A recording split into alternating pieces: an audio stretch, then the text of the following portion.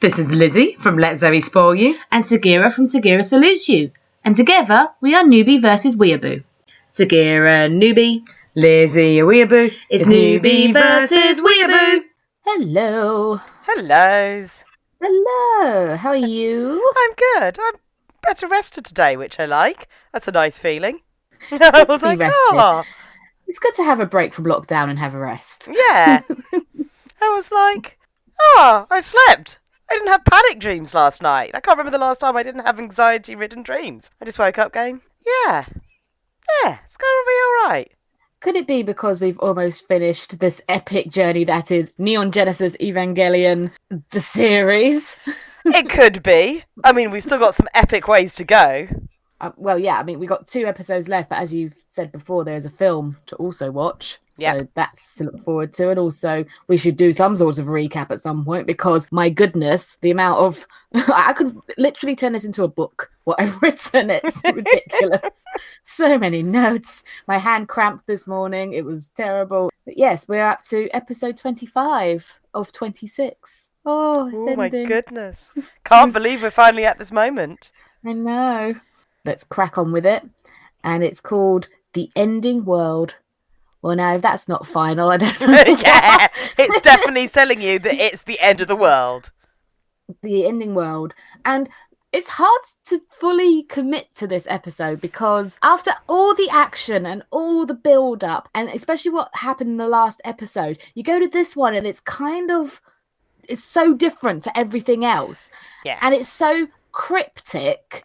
And I feel like things were answered, but not at the same time. Yes. It's like, here's the answer. I don't understand the answer. So, the truth is, when a lot of us saw the end, we felt it was very anticlimactic compared to what we were watching.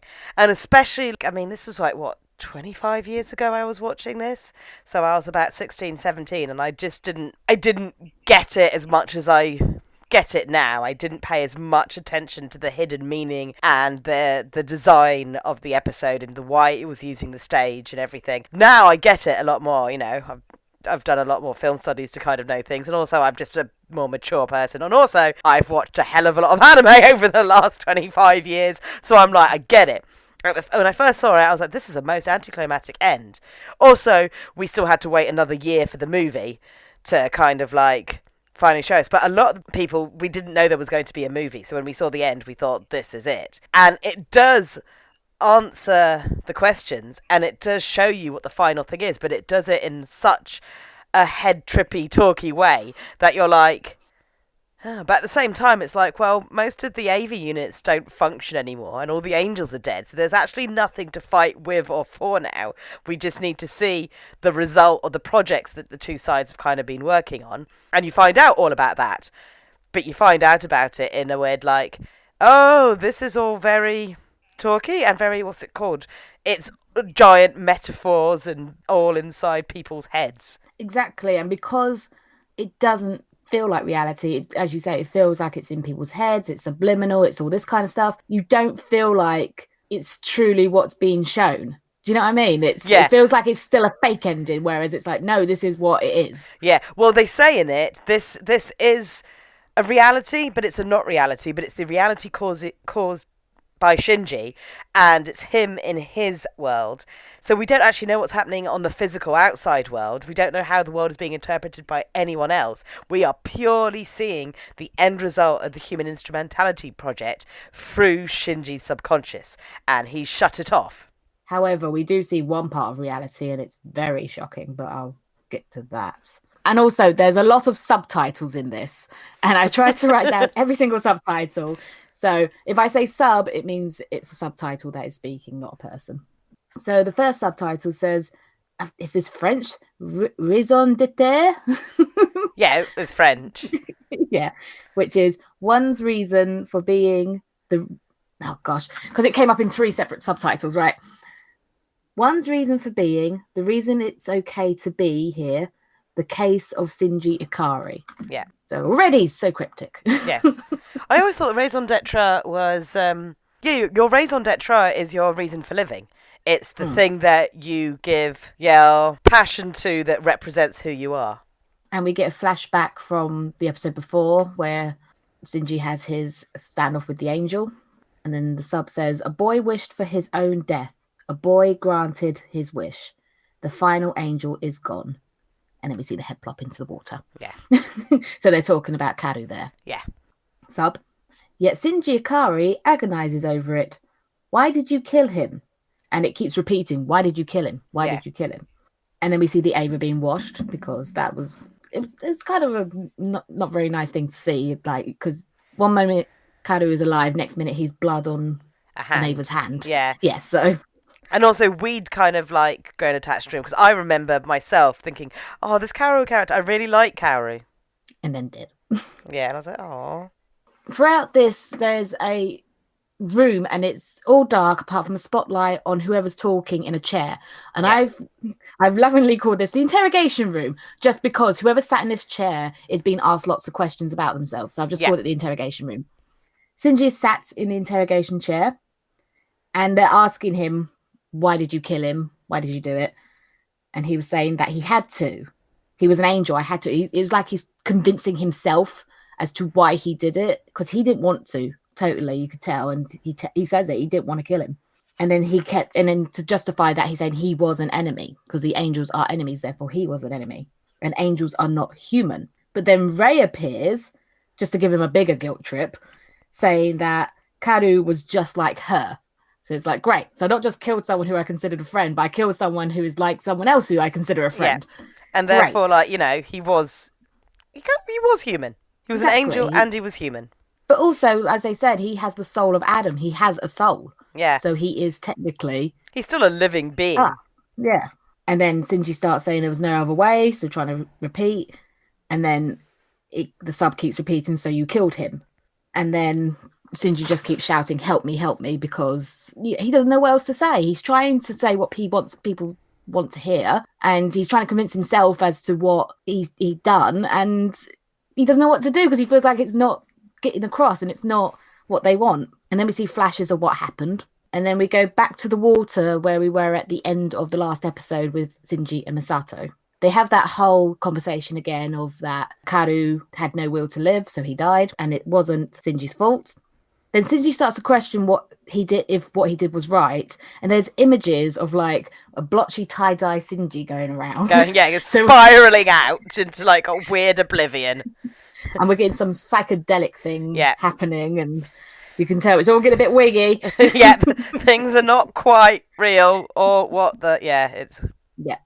And then they ask him, what are you afraid of? Or the sub says, what are you afraid of? Now, the subtitles, it feels like it's someone talking to him because whoever is in that chair is answering these questions or is reacting to what the subtitles are.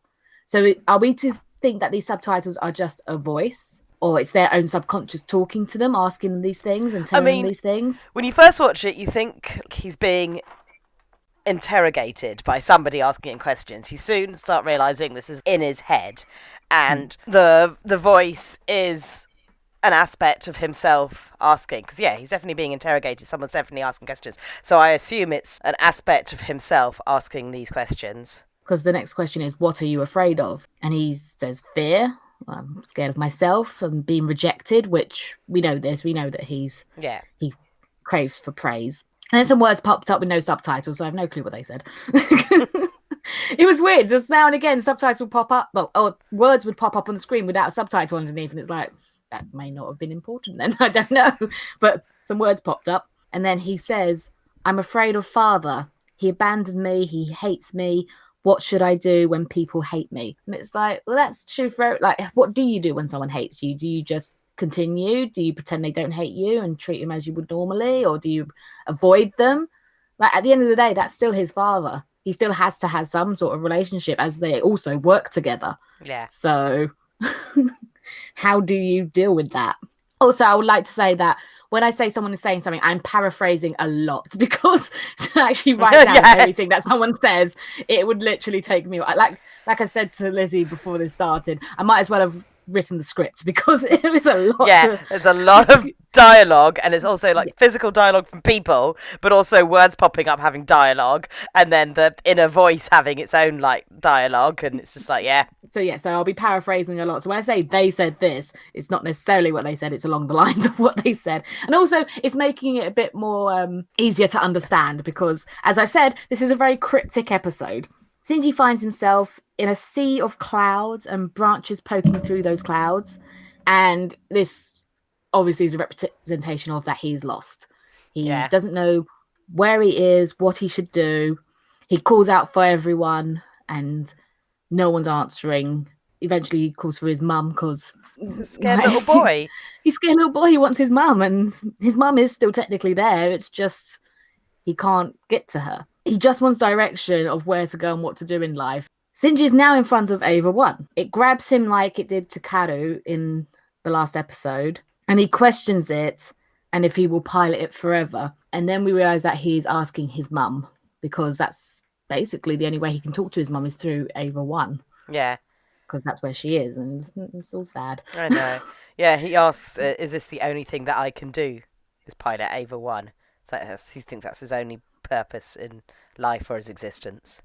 Well, considering this whole thing started with his dad calling him to pilot Ava 1, and that's all he wanted him for, you kind of can't... Yeah, can't really deny that thought process. Exactly. So he's kind of right in a way, but that's where he needs to find other meaning. He can't just go by what his dad wants. He needs to figure out what he wants. But that all comes up in this. These are all things that we delve into in Shinji's psyche. Back in the interrogation room, the sub says, "Why do you pilot the Ava?" He says, "People tell me to." Sub, "That's why you pilot the Ava." Shinji, "To help everyone." Sub, "You pilot the Ava to help everyone, to help others." And it's that horrible thing of someone asking you a question, but then repeating all your answers. So that they're trying to delve more into what you think by firing back at you. And that just makes you come out with things that you weren't necessarily ready to talk about, but because you can't think of anything else, you have to then come out with the truth. And then Shinji says, "It's a really good thing to do. I'm praised and liked and cared for." Then Asuka appears to burst his little bubble. Yeah, poor Shinji's little world. And she says, "That's selfish. You're doing it because you want all this love and praise. Ha ha ha." And then Ray appears and says, "But isn't that what you want as well, Asuka?" Yeah. And it's they're all in each other's heads, and it's getting a bit like, oh dear. So then the subtitle comes back and it says, "Our second character, the case of Asuka Langley Saru." Sorry. So now we're on to Asuka and her traumas. Yep. Oh dear. Yes, let's relive everybody's trauma in this episode. Everybody's. Absolutely. Unit 2 is in what looks like liquid, and they're curled up in a ball, and we go inside Unit 2 and there's Asuka also curled up in a ball. And she says she doesn't know how she got there, but she seems to always be there, and she's ordered to go there. Yeah, she says that did she get forced to be put in there? She has no idea how she got there, but she assumes people shoved her in there. And she thinks that Unit 2 is broken because it won't move. But then she realises it's not because of Unit 2, it's because she is broken. And that's just such a horrible thing to think about yourself, that you're a broken person. Yeah.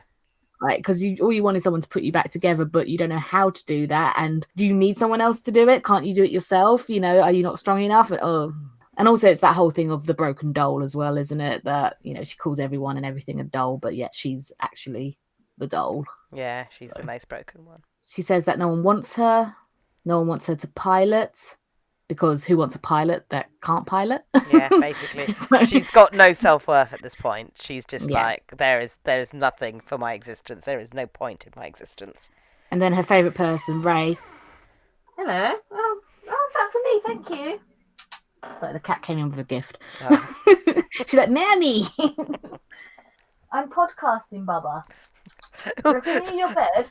So I had Peridot play the innie outie game. I'm like, no, not during the podcast, baby. No, Luna just lets herself in. Is like, "Hey, I got a gift. Look, your bed's there, Bubba. I've told you. I'm podcasting. You go in your bed.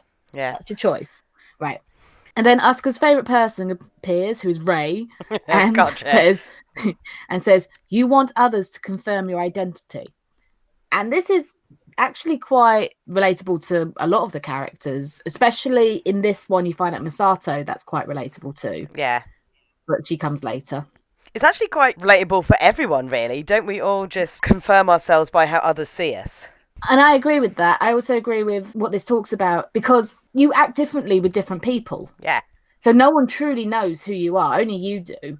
So, for example, when you go to work, you try not to be, depending on who it is, if you don't really know the people at work, you try not to be as, if that's the kind of person you are, weird and over the top and loud as you would be with your mates, because it's a professional setting and you shouldn't be like that. So there are some people at work who may never know that side of you, and they might just think, oh, you're boring and you're all about your work. But no, it's just my professional persona. Outside of that, I'm actually extremely fun and mental. And it's the same with relationships. Like, obviously with me and my husband, I am so myself. He knows exactly who I am, and all my like bad habits and slobby tendencies and like stupidity and stuff. I don't mind him seeing absolutely every aspect of, like, when I come in and I'm looking in the mirror doing my Jabba the Hutt impressions because I'm feeling a little bit podgy that day, and he's like, oh, woman. But I wouldn't go out and do that to other people. I wouldn't be at work kind of being like, oh, you know what, I'm just going to throw my socks up. Yeah, I'm going to sit like a bloke. Well, to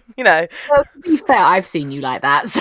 Yeah, I'm pretty close with you, though. But, there's aspects that even like you don't get to see, but like but the more comfortable, the more comfortable you are with people, the more you form those connections and those bonds, that like the more you open yourself up, which is really interesting, because this is what Ava has been talking about ever since the beginning. Its underlying theme is that of connecting. So after Ray has spoken to I had a brain fart. That's all right. What am I talking about? It's just so deep. Okay. Yeah, exactly. It was like, woo, this episode deep. This whole series deep. But now it's really making me think about all the deep and underlying themes that have run through the entire show. Exactly, and trying to relate it all back to what you'd seen, because things that you forget, this has actually answered some of it, but you've forgotten because it was so long ago that it first came up that you're then like, oh, wait, hold on. This does make sense. It's not just some random thing that they're telling us. So after Ray has spoken to Asuka, the subtitle comes up, separation anxiety. Ray says, you're afraid of being alone and losing yourself when others go away. Now, when it says losing herself, I interpreted that as the other parts of her, because when she's on her own, she is sad and she's like, she doesn't want to cry, but she's in that depressed state of mind. Yeah. However, when she's with others, she's angry, but it's not sad. Yeah. And she would rather be angry and shouty and mean than sad and cry and vulnerable. Yes. I've always seen Asuka is very much a character that defines herself by the way other people see her. So they see her as confident, and she's trying to make them see her as sexy and powerful and like really amazing Ava pilot. But when those people are away, she's left with the person that she's not those things, because there's no one to justify that thinking. So if she's not sexy or smart or confident and strong, then she's just a sad, depressed little girl. So she does not want to lose the person she is as others see her. And then she says to Rhea, I don't need a doll to tell me this, and referring to the doll again. But again, as I was saying with the subtitles and the dub, the two different things, she doesn't actually say that in the subtitles, that Rhea is a doll again. She only says it in the dub. I don't know why they felt like they needed to add that in the dub. Just to remind us that she thinks Rhea is a doll. Yeah, just to make the metaphor really more obvious in case you miss it, but... And then from that, we go on to our third character, the case of Rei Ayanami. I've been practicing these names, and as soon as I come on a podcast, I'm like, I don't know. It's like, because you can fluently say all these names and stuff. Yeah. As soon as I'm in front of you, I'm like, is this correct? Please help me. You've been saying them absolutely fine. And obviously, and some of them is like based on accent as well. Sometimes I say it because my accent's a little different to yours. It sounds a little different, Mine's just too London. Rei Ayanami, mate. Yeah. Yeah, see? And I'm from the suburbs of London, so mine always sound a little bit posher. So it's Ayanami Ray. Yes. Okay, now I'm just exaggerating. What you doing? Exaggerated accents. I took RP. I should be able to do this. when Ray is talking, she's talking to herself, and it's all different versions. And at first, she's not looking at herself; it's just flashes of different Rays, like Little Ray, Ava Ray, regular Ray, disembodied head Ray. That really Yeah, creeps oh, me God. out. I was like, what the fudge is with the disembodied head Ray that I just know, floats I past actually- going, I judge you now, floating head. I always think, I don't know why, but I found it so creepy. I'm like, all the other stuff that goes on, I'm all right with. But disembodied floating head Ray, I don't like that one. It's the eyes, because her eyes are so like small and shut most of the time and relaxed. She's always seems very relaxed, but that disembodied head has giant, intense eyes, and we don't see her like that. So that's why it's so flipping freaky, and it looks a little crazy. Yeah, exactly. And there's a disembodied head floating around. Yeah. But all the Rays are asking who is she, and she answers herself saying the object referred to as Ray Aonami. And then the freaky head asks if she realizes her parts are a forgery. So she herself inside Ray is something, Yeah. but the actual shell of Ray is a forgery. It's not real. It's been made by man. And she answers this by saying no, because I am me. So she's not defining herself by this body. She's Some of her defining herself. parts. Ray Aonami is the one character that through this knows who she is, and we saw that when she finally came to that conclusion of she knows who she is. And a lot of the stuff she says are like sometimes a bit harsh truths, but to the other characters in their impressions of her. But she's managed to keep herself true to who she is. I mean, I love her interaction with herself because it's trying to pull her into like, you're a bit of this and you're a bit of that, and she's like, all of these bits and all of you're all still me, and I am who I am, and also I will continue to grow based on my connection to other people. So while everyone else is so freaked out by connections and identifying themselves through other people and being scared and fearing and everything, she's like, for good or for bad, the connections I've made and these journeys I've been on make me who I am as the being called Ray Aonami. One of the Rays says to her, "You have a fake soul." And she says this while holding Gendo's glasses. And it says, "You are made by Gendo Ikari. Look into your heart, a dark, impenetrable, unformidable abyss." It's like, oh. Yeah, so That's sad. so there's a part of Ray that had to come to terms with the fact that the soul was implanted into this made body. She's nothing, basically. She's overcoming this identity of being nothing. And she knows that this is all truth, but she's accepting it. Well, she says this by saying she is who she is through experience and connections to others. The shape of her heart changed through that. So she learnt to care. She learnt to love. Yeah. Whereas there was nothing, it then became filled with others and how she feels towards them. Yeah. So it's this whole growth. It's growth. She grows, and it's also this beautiful idea that they can implant a soul, but you shape that soul through your life as you grow older. You shape the person you want to be. For her, it's not predetermined that she's just a soulless creature. Behave. What is it with cats today? I don't know. And she's The like, cats are on one. The cat's like, it's the weekend, yay! Yay. Like it's any different to any other day. Notice me. I can't tell what I was saying because Peridot's just like, yeah, I'm lying. You know that when they look like they're just about to pounce at a part of you, and you're like, no, behave. I'm gonna get a cat and call it Oscar. Look at me, look at me. Yeah. Ray has conquered the darkness in herself by understanding that you are more than your body, your soul.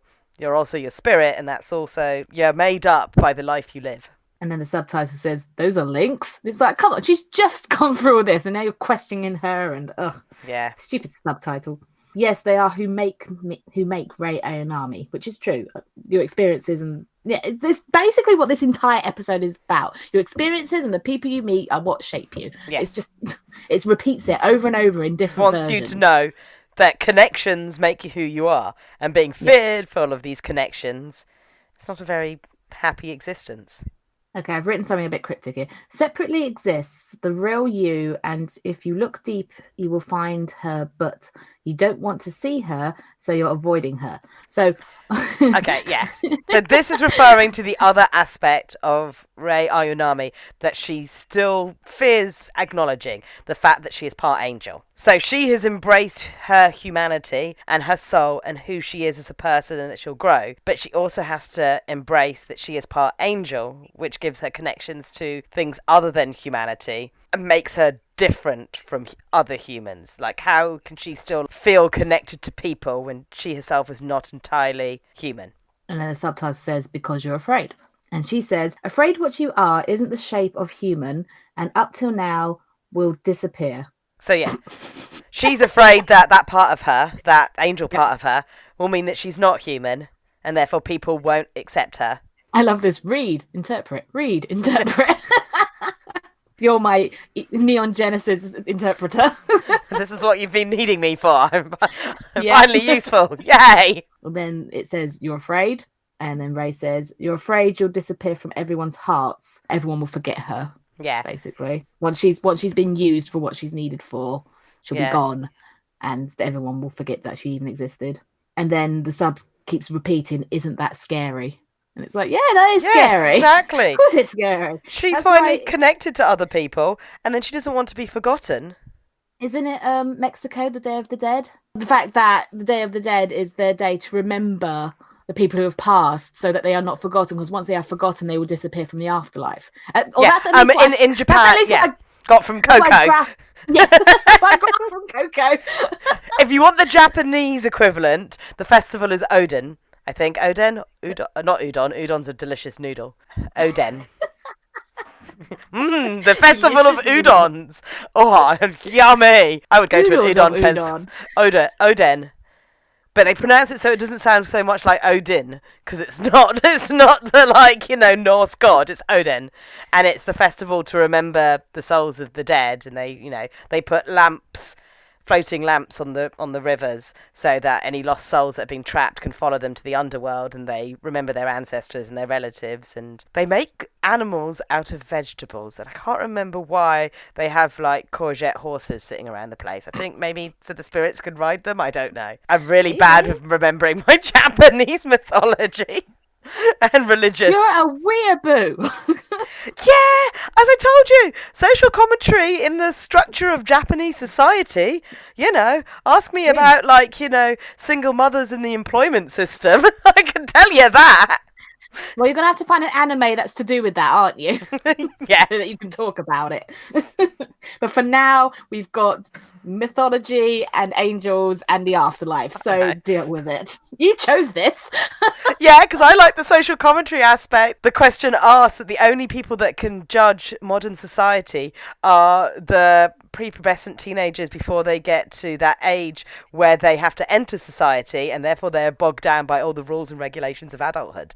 That's why I like Evangelion. That's why I like, this whole idea. Because at 14, you're on that cusp. You haven't gone to college where you'll start learning all the rules, and you have to start joining groups and asserting yourself as part of the system. You're still allowed to be a little bit more free thinking. But because you're not corrupted by adult desires and wants, money, politics, sex, you actually can judge humanity, because you're in their purest form.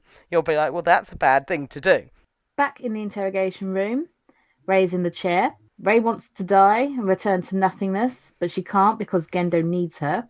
When he's done, he'll abandon her, and that's what scares her most of all. So she wants to die and she wants to fulfill her purpose of being. However, it scares her that she will... It's kind of the whole Shinji thing, that Gendo abandoned him, and now she's scared that he'll do the same to her. Yeah. She defined her existence and her happiness a lot through Gendo's attention and relationship with her. So she was so happy to have a purpose that she kind of learnt about happiness and direction. She made more connections, she learnt more about herself, but ultimately she was created for a purpose, and she wants to fulfill it because she wants to give Gendo back that he gave her existence and meaning, and so she wants to make him happy and repay him for everything she gave. But she also realizes that by repaying him and giving back for her existence means her non-existence, and she's connected to more people now. She doesn't want to just not fade from their memories, but at the same time she does want to go back to nothingness, because that was peace and calm, and it wasn't complicated, and it was and it's everything returns to nothing eventually, and she's aware of that, and she is happy to go back there. She just doesn't want to be forgotten. And at this point, Gendo appears in front of her, actually appears, and he says, "This is the day you were created for. Today's the day." Yes. And then the subtitle comes up, and then we go into the next subtitle. Yeah. It's like, and what subtitle? And what were you created for? What are we finally seeing? But altogether, it says, and the human instrumentality of humanity begins. Yep. So this is what she was created for. Yes. So now we can look back at the flashback of when Gendo had lost Ui to Ava 1 and he was grieving. And while he was grieving, he was making this project. And this is what he was planning the whole time. Yes. So it's from what happened to his wife that this has all come about. Yes. Is that correct? Yes. But obviously the Human Instrumentality Project is also a project that was given to him by Sele. Sele and Gendo's Human Instrumentality Project have different agendas. So Sele have worked out that Gendo is going to use the project for something different from what they thought what they were going to use it for. I didn't think they gave it to him. I'm sure that Gendo gave it to Sele because he presented it to them, and He presented to them, and they agreed to what they thought it was. But then they've been saying all along that your main focus should be the Human Instrumentality Project. That to the point that they sent an angel along to speed things up so they could get to what they want, which is the Human Instrumentality Project. But Gendo has changed. He's not done what he said he'd do in the plan. But he has been doing it the whole time, so he hasn't broken his promise that he would do the instrumentality project. He's like, I've been doing what I said I would. It's just he hasn't done it in the way that they wanted him to do it. Yeah, the outcomes are going to be very different. And this leads us on to part 2. Do you love me? And again, this is like, this isn't going to be good, is it? No. We start with Shinji. And the subtitle says, back to Shinji Ikari. Meanwhile, with Shinji Ikari. And Shinji is huddled in a ball, naked. And he says that he starts to feel... He describes it as the way he felt in Ava 1, that he's melting, but his outside lines are melting. Yeah. And he's expanding. And he likes the feeling. So we are now in the Human Instrumentality Project. Yes, because... He's saying that it's a familiar feeling, so it's obviously how he felt in Ava 1 when that happened. So are we to think that what happened to him inside Ava 1 was kind of a test of this, as he's felt it before? Could be. Sort of. It's all related. And then the subtitle says, this is how everyone's instrumentality begins. Subtitles, parts they were missing, hearts they had lost, that emptiness in their hearts were filled. The instrumentality of the heart, the soul, begins. Everyone's instrumentality begins, returning everything to nothingness. Heavy! Yes. Very heavy. I'm not entirely sure that the Human Instrumentality Project is a good thing. But, No. an old man council thinks it was, and they didn't give anyone a choice. But then it cuts to Gendo, who says things are not returning to the void. So it's not nothing. It's just resetting to the beginning. Yeah. So you were saying in a past episode that they're trying to reset it to before the second impact. Yeah. So is that what Gendo's trying to do? Or is that what Sele was trying to do? There's more to it that I don't want to talk about until we watch the next episode to finally get where everyone's falling into it. Basically, Sele wants the wounds in everybody's hearts to heal. And the only way to do that is so that everyone's opened up to each other, so everyone understands everyone immediately, and therefore humanity can evolve into the next stage of everybody's happy and no one has pain or fear or guilt or things, and they will all be one large, happy, hegemonic, it's very Japanese, one very much hegemonic society where they all understand each other. But life's not like that. No. Now, while I paused this and started writing what Gendo was saying, I paused it and was shocked because the next part is Ritsuko lying face down in a puddle with a gun wound to the back. Yes. And it was just like, oh, they shot Ritsuko. and then I was like, oh no. And then it cuts to Misato, who's also been shot. I'm like, what is happening? All will be revealed. What is going on? Gendo says the hearts will become one to achieve eternal peace. And with Ritsuko and Misato dead and him saying that, it's turning very cult-like. Wow, come on. What did we think? It's very much the cult of if we all drink this Kool-Aid, we are all going to a happy Yes, place. It's exactly. very much that right now. So you know what? It's basically give up your physical bodies, and we can all ascend into this beautiful, hegemonic, eternally happy consciousness. Well, seeing as Ritsuko seems to have been shot in the back, it doesn't seem like she wanted to do it. No, She was no. forced to do it. Wasn't her choice. But then we cut to Ritsuko and Misato and a conversation that they were having about the project. And Ritsuko is trying to explain it to Misato, saying, we all have missing parts of our hearts. This causes emotional... Oh, and then this is the subtitle carrying on from that, saying, this causes emotional starvation. This causes emotional anxiety and fear. And Ritsuko carries on, we feared this, so we tried to move on and forget, but it will never go. And then Misato sums that up with, so we're merging all our hearts into one, whether we want to or not. You're forcing people to care for each other. Yeah, God, basically. No, don't care for me. But like, it just sounds horrible. Can you imagine that we are all, our hearts are one, so we all share the same everything, and therefore there'll never be any fear or distrust or anxiety ever again. Yes, that kind of sounds beautiful. I would love to never have anxiety ever again. But without those aspects of ourselves, we lose who we are as individuals. And obviously Japan is a very hegemonic society. They don't like individuals. They're like, the nail that sticks up must be hammered down. They all must work as the same wonderful cogs to keep the great nation of Japan running. This is kind of taking that idea and applying it to us as emotional beings. If we weren't so emotional, we wouldn't get hurt, and therefore we would all just be happy and function so much better. And that's the lovely side of it. However, without fear and anxiety and things like that, we wouldn't be forced to do certain things. For example, I'm trying to do creative stuff and get it out, etc., because I want to achieve certain things before I die. If there's no fear of dying, what's the point? Yeah. I don't know. I don't know what I would do. But that thing of knowing that there's an end to something forces people to do the things that they want to do. Like, I want to travel before I die. I want to meet people before I die. I want to have a relationship with this person before I die.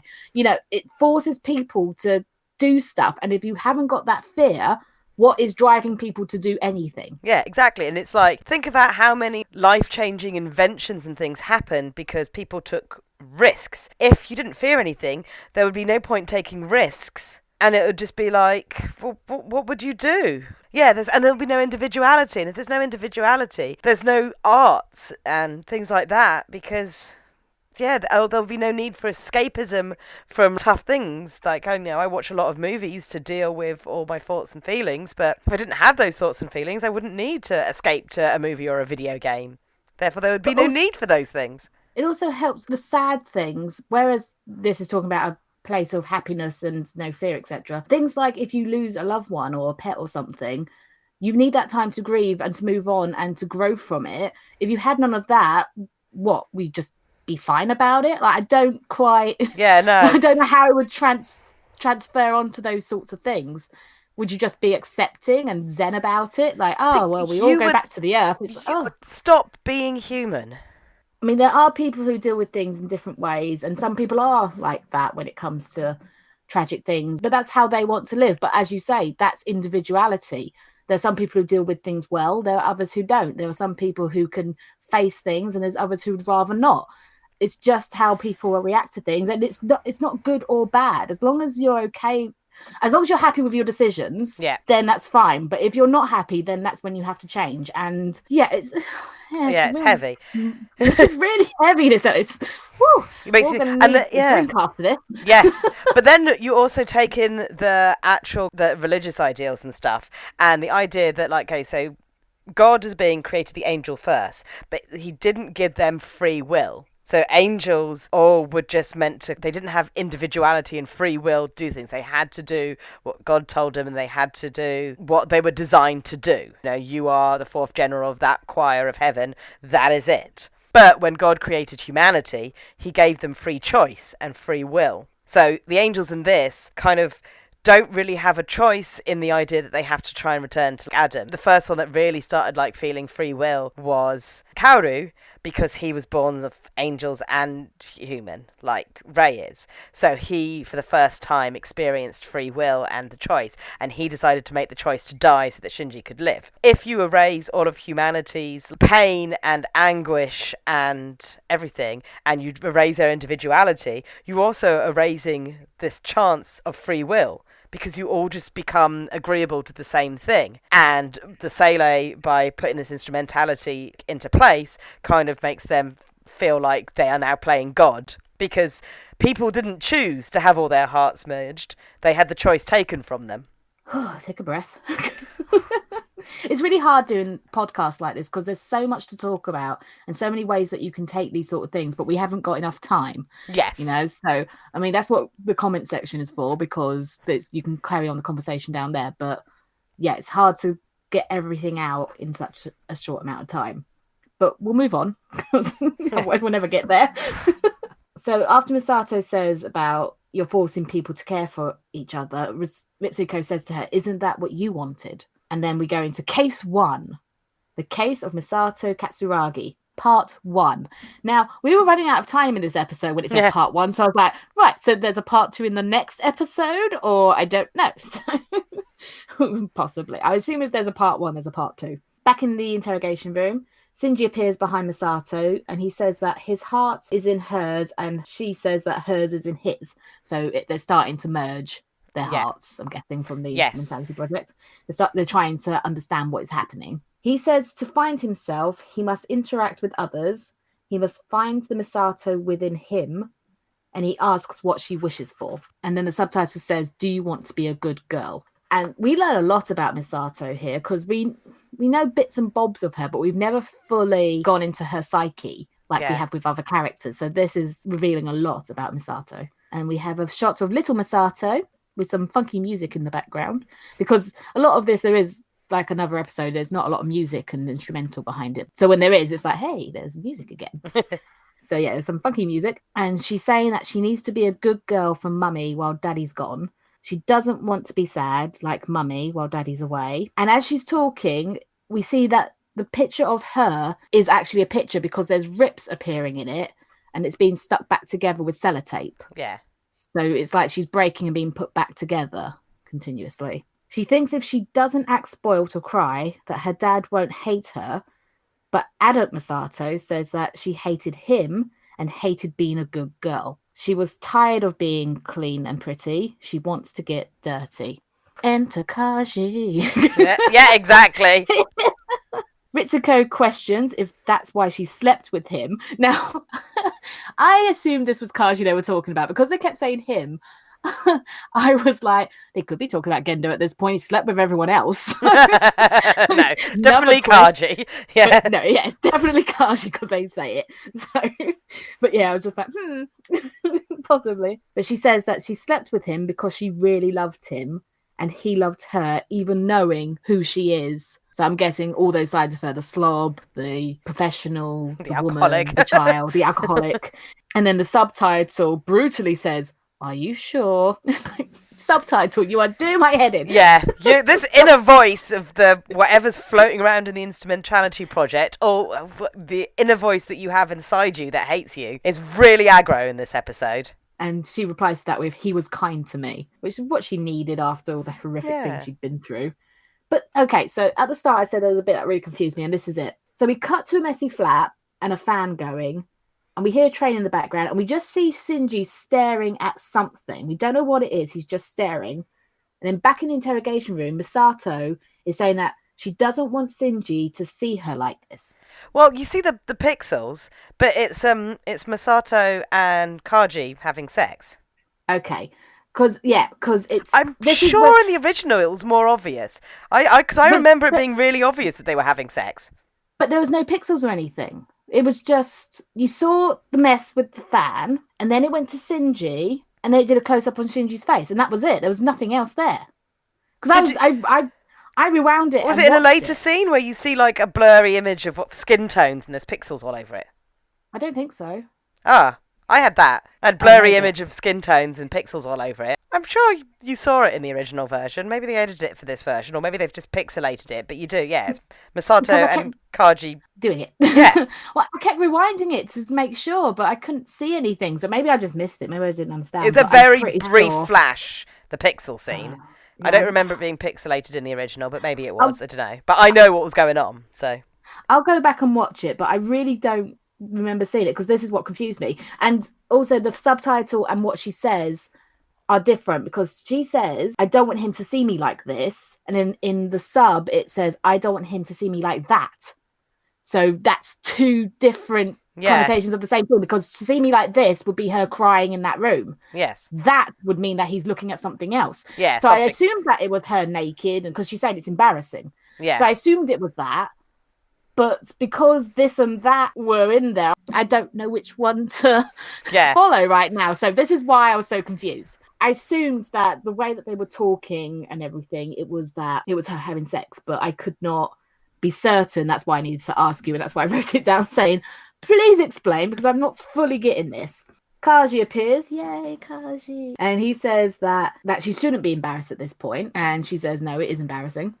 And then a voice says, in front of the man she loved, she was proud to parade round like this. See, so things like that was like, okay, naked. But then because of this line, it's like parade around what? Showing emotions. Like it was really confusing because that one word was changed. That's so weird, really annoying. Very annoying. She begs all the voices to stop because no one wants to hear this kind of stuff. The voice says she's proud to show Shinji this side of her. The voice says she wants to show herself off to her father like this. And this then leads back to whole daddy issues and Kaji. Yeah. And she found comfort in Kaji's arms because it reminded her of her father. And we already know this storyline because of what she was telling Kaji in the flashback that happens next, which is when they're walking home from the wedding. Yes. In that scene, it's completely different in this to what we saw back then because they're kind of unfolding it more, and it's her psyche rather than her reality. She admits that she saw her father in Kaji, but she ran from him because of how good it felt. Yeah. So it was almost in a way like she was stooping her father. No one wants that. No. Well, the thing is that the stuff that she did love in her dad, she loves in Kaji, and she feels a bit wrong by liking something that she also associates with her dad. And Kaji tries to comfort her over this, but she just wants him to make her feel dirty and forget.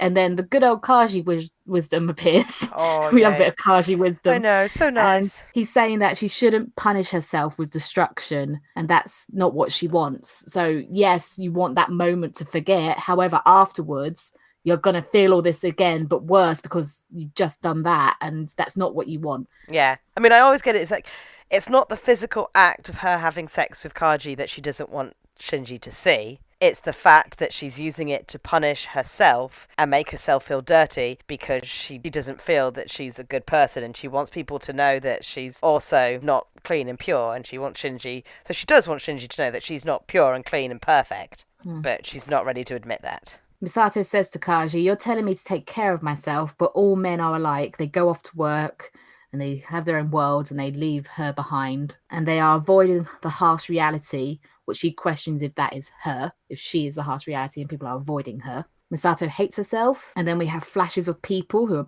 basically calling her a slut. Yeah. Because of how she deals with her emotions. She thinks that she tries to do well at work because she wants to earn the respect that she loses when she does this. But that's not the real her. She is always crying. She tries to convince herself that she's happy, but she's not. The reality of her is that she's sad all the time. And she's just using sex, she's using her promotions, and she's using distractions to avoid being sad. Like Asuka, who avoids being sad by being angry and the best. The subtitle says, am I happy? And that's repeated. She breaks and says, this isn't real happiness.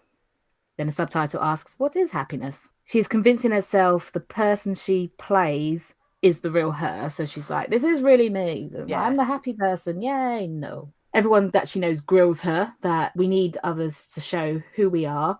And Asuka asks, are you afraid to sleep alone? So it's not even having a physical relationship with someone. It's just being with someone. Yeah. because nighttime is the time that everything comes out, where you're lying there with nothing and you're thinking and all the horrible thoughts come out that you have. The voices continue. That's why it doesn't matter who she's with. It's so that she's not alone and to acknowledge the missing parts of her heart. Now it's Kaji, but originally it was her dad.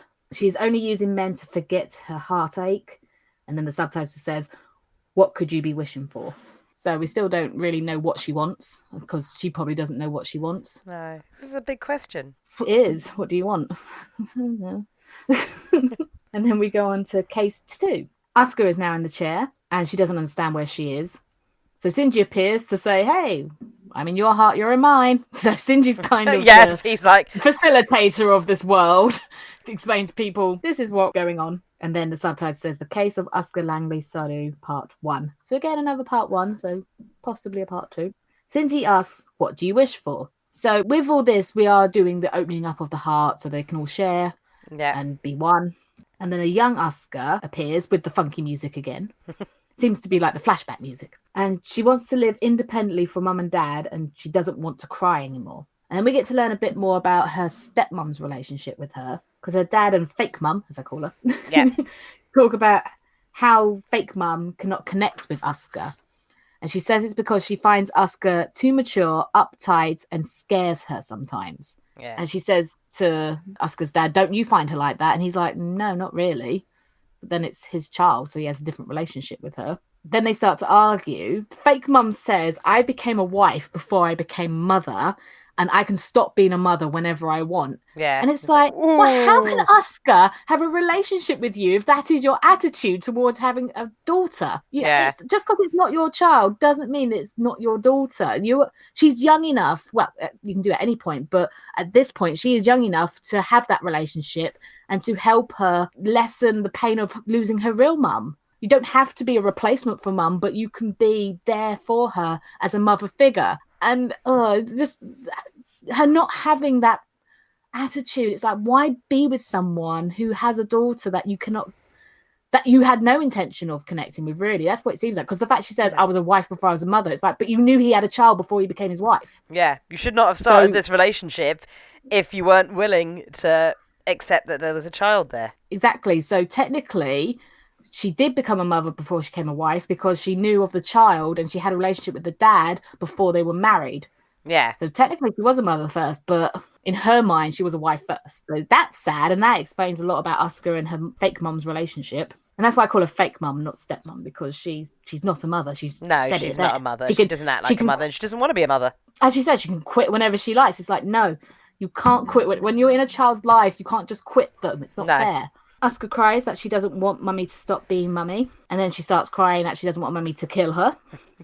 Poor Asuka. We see her real mum in the bed with the doll Asuka. And she's telling doll Asuka that her father never really loved either of them. And because daddy doesn't love them, that they should both die. Asuka recaps finding her mother's body. And again, it's so sad. Oh, so horrible, yeah.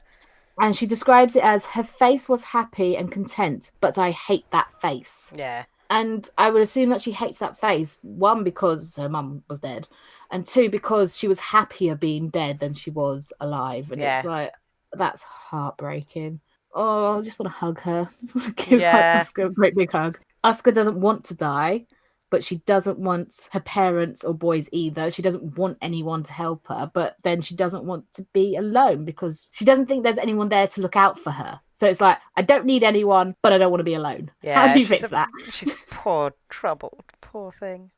And then the subtitle says, what does she wish for? And she says she wants to live for herself, but it's hard and she doesn't want to be alone. It is hard being alone. Yeah. People can do it. She wants to be strong and independent, but she doesn't want to be lonely. It's hard when you grow up with a parent who's distant and doesn't want to know. I mean, all of them grew up with distant parents. We know this. Ritsuko, Misato, Shinji, all of them have had parents who were absent, and all they want is just that connection with someone. Shinji and Misato appear behind Asuka on what looks like a stage. So this is a strange part of the episode. So they're on some sort of stage, and Shinji says, "Don't abandon me." Misato says, "Don't cast me aside," and Asuka says, "Don't kill me." So these are all their worries and things that they've been through. Shinji is now looking off the stage, looking at them on the stage. And Misato appears behind this Shinji. She tells him this is his father's human instrumentality project. So she's saying now this is what he's been working towards. Shinji is told by different people. Right. So this scene, I had to stop and I had to pause it for what every single person said. Because when I just watched it straight through, I was like, I didn't get any of that. So I had to go back and pause every time someone spoke. I haven't written down who says what because that would take forever. Okay. I've just written it in one big monologue. Right. So we'll dissect it piece by piece. Shinji is told by different people, we may never know the truth, and experiences are facts, and the memory of the facts become reality. Some truths change over time. Basically, that means that some things that we remember aren't actually what happened. We remember it how we remembered it, Yes. rather than how it actually happened. He is currently living one fact, which is what is happening at that time, and the outcome he wished for, which is destruction and a world where no one is saved. Is that what he wishes for? Kind of, yeah. There's difference because there's different aspects of yourself, but Shinji is just like, he's so messed up by everything. By the time he'd finally killed Kaoru, he realizes that if he lives in a world just by himself with nobody else in it, he can never be hurt again, and he can never be forced to hurt anyone else. But in a world of destruction, like that's a different connotation. Is it his own destruction or the world's destruction? Kind of both.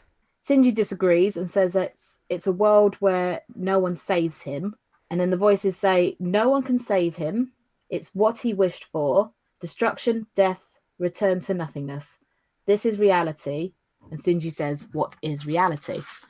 Good question, Shinji. Yeah, I know. By this point, you're like, oh, Jesus Christ. So he doesn't want to hurt anyone. He doesn't want anyone to hurt him. So he wants a world of just him. But he also wants a world where he is destroyed because of the choices he's made, which is a bit hard to do when you're by yourself. And then the voices say, your world that exists alongside time and space and other people, where you decide how to accept things. Then the subtitle says, that is reality. Okay, reality. Reality is whatever you personally make it. Everyone has their own reality.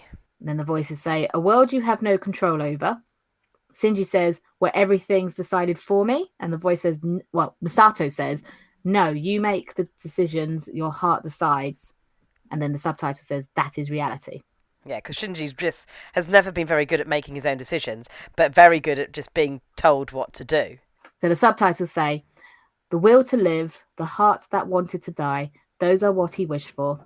Wished for a closed-off world that is comfortable to only you, to protect his fragile heart. This is the natural outcome. People can't be alone, but that's what he wished for. So, Seilei's instrumentality project is everybody's hearts merge into one beautiful thing, and there is no fear or pain and anxiety. Yeah. So basically, their apocalypse that they want to bring about, the end of the world, is so that everyone can just move forward and be happy. The angels want an apocalypse where they kind of reset everything and essentially, I suppose, try it again with things. Gendo's apocalypse is creating individual worlds where your own reality exists. And then the last thing that it said is, this created a tiny world of peace of mind for him alone. But this is just one possible ending. It's the end of the world he created. And so the quest for instrumentality continues. The end. The end. Yeah. Well, no, not really. Not the end. To be continued. To be continued. I'm very hot now. It's so hard to kind of put into words the true meaning of everything going on, because it's basically whose idea of reality is going to be the winner in this. Whose idea of how to find true happiness and heal humanity? Do you heal all of humanity by making them just one happy blob? Do you heal humanity by making them all individual masters of their own reality where their wishes come true? We don't know how it's going to play out. We don't know whose reality and who. Everything we saw in what we thought was a mecha robot show is actually all about bringing on the end of the world and how the apocalypse is going to play out. And the apocalypse is being orchestrated. So there's the apocalypse, if the angels came back to Adam, it would cause an apocalypse and everything would be wiped out. But then the angels would finally be home, and then they could just go back to the nothingness of non-existence, and mankind would evolve again. But this time they would hopefully evolve without finding angels to manipulate all the blinking DNA and play gods to create the show that is now Sele going, we're all going to merge and be happy as humanity and just a conscious level, and we're just all going to live in each other's psyche and fully understand everything, so we will never have fear or anxiety ever again. And Gendo's all like, yeah, no, I don't want to fade into nothingness, and I don't want to open my heart to absolutely everything and be like, oh, one happy blob. I want to have my happy ending, and my happy ending means that I need to control how my reality plays out, and the world I exist in can be a happy place for me. Shinji's obviously worked out this too, because he's created his own little like world, but he's still playing out the various aspects of it, and by playing it, he's literally playing it out because he's watching a theatre production of the apocalypse, and it brings back that whole Shakespeare of all the world's a stage and we are just merely players. We have our entrances and our exits, so it's very like Shakespearean in that idea that he is watching the apocalypse play out on the stage, trying to work out what his reality is. So the only thing that I've got a question about as to the part, because we've pretty much sorted everything now, like we're getting to the end. There's still a couple of things that need to be sorted from this episode to carry on into next episode. But the one thing that plagues me is the fact that Gendo has Adam in his hand. Because does that mean that Gendo wants to become a god? As in, he becomes a Ava type being? Well, if he wants to be master of his own reality, you can only be master of your own reality if you're a god. Because gods make the ultimate like decisions on who lives, who dies, who remembers, how everything plays out. If everyone's in these little psyche worlds and everything, and he's off, like, see, this is the confusing part. The thing is like we don't know how the instrumentality is playing out. We don't know whose instrumentality project is overriding whose, so they're kind of happening in each other's psyches simultaneously. So at the same time as Sele's instrumentality project is you're the heart in me and I'm the heart in you, Gendo's instrumentality project is playing out on the other side of the stage, watching that one play out, going, well, this is my own individual world. So at this moment both plans are happening simultaneously. Okay, so the only thing that we know that's going on in the real world at this point is that Ritsuko and Misato are dead, and that Adam is inside Gendo. That's all we know. Right, and Asuka's now, floating in that Ava unit. Yes, and Asuka's inside the Ava unit. And Gendo has taken Rei to start things. Yes. So other than that, for the reality side, rather than the psychic side, that's all we know. Yeah. What's happening. Okay, cool. Yay, I can start the next episode. Okay, so yes, the next time we record will be the last of the series of Evangelion. And you had some quite good news, didn't you, about things to come up?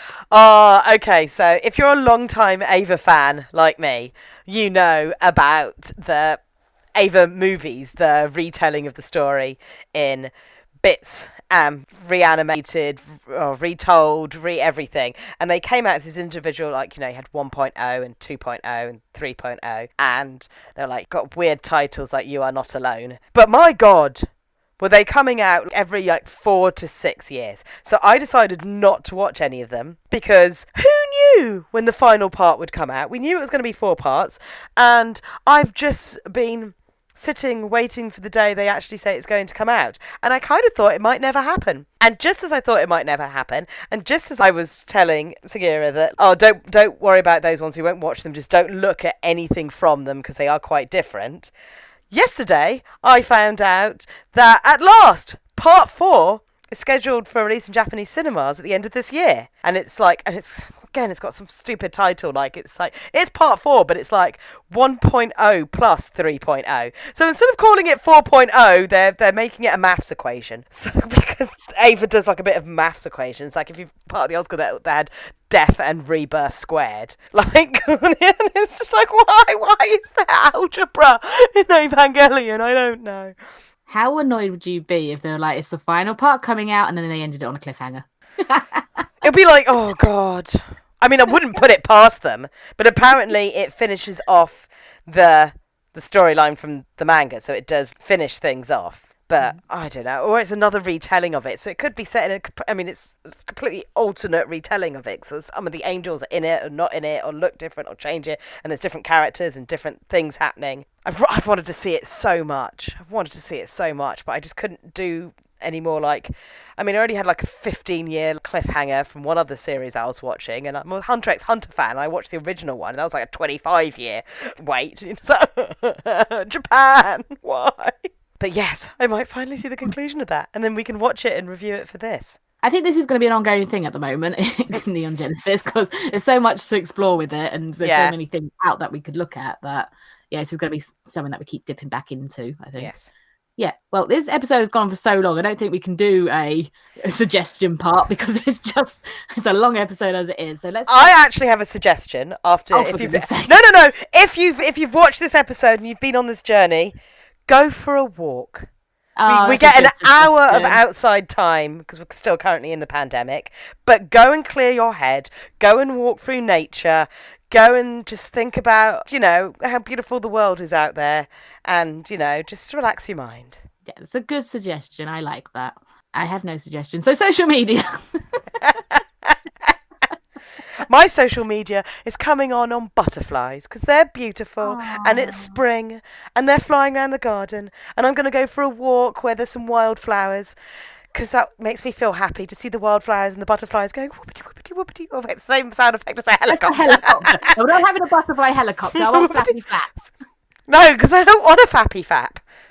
I'm sorry. Does it do? They go flap, flap, flap, flap, flap. Okay.